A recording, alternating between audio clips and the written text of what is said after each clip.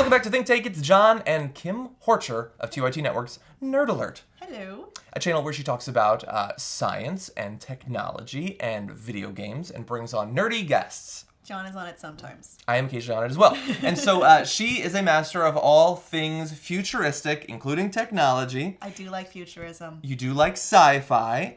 And so we're going to talk about some terms that get thrown around that I'm sure all of you, also sci-fi experts, are going to have strong opinions on. They're already going to know. They're already going to know, and they're going to argue with us in the comments, and that's fine. But for people who are maybe dilettantes in this area, don't have as much experience, they hear terms like robot and cyborg and android, and they might think that They're they not either... synonyms. What's that? They're not synonyms. They might think that they all mean the same thing, or that they're just used randomly by different authors.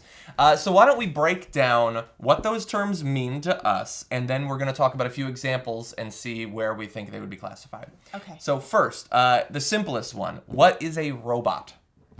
It is an inorganic automaton, mechanical in nature.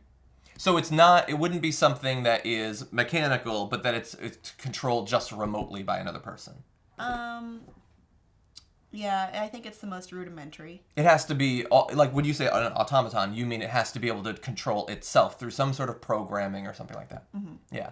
The definition that I put together was mechanical, usually, that should be independent mechanical creature, usually an electromechanical machine that is guided by a computer program or electronic circuitry.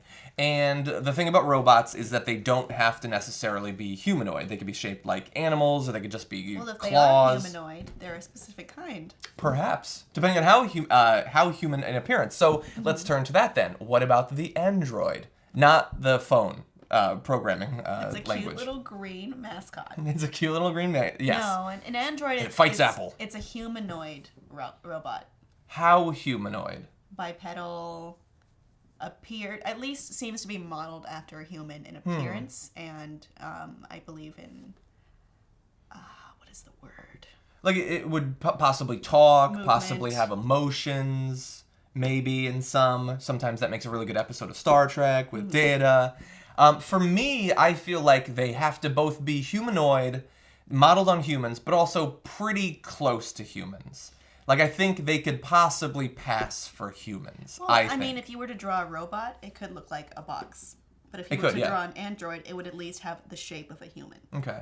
Okay, so I have an example that we're going to come back to in just a little bit to see if you think it passes that test. But the definition I put together was an android is a robot or synthetic organism designed to look and act like a human, especially one with a body having a flesh-like resemblance. So that's my addition, the flesh-like resemblance. But we'll come back to that. And then finally, cyborg, which I think is perhaps the most interesting. What to use a cyborg? A cyborg is a person, a human, whose body is partially robotic, mechanical. Like it has robotic or bionic parts. And a good example of cyborg is the DC superhero named Cyborg. that seems like that's not fair. Or Cable, I guess. Kind of. Or I don't know. I'm not great on the comics Cyborg necessarily. Is a cyborg. So look Cyborg that up. is He's cyborg. part of the Justice League That's now, true. and his profile is getting raised. Although just because certain things are called cyborgs doesn't mean that they actually are. But we'll circle back to that in just a second. My definition for cyborg is that it's short for cybernetic organism, is a being with both organic and biomechatronic body parts. Biomechatronic. Exactly. I like that. I had to look it up. It applies to an organism that has restored function or enhanced abilities due to the integration of some artificial component or technology that relies on some sort of feedback.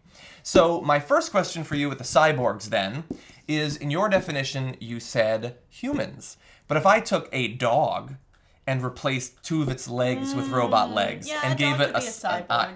I Yes. think So it can't just be a life form. The definition would be an organic life form with parts that are inorganic. Like enhancements. Sure.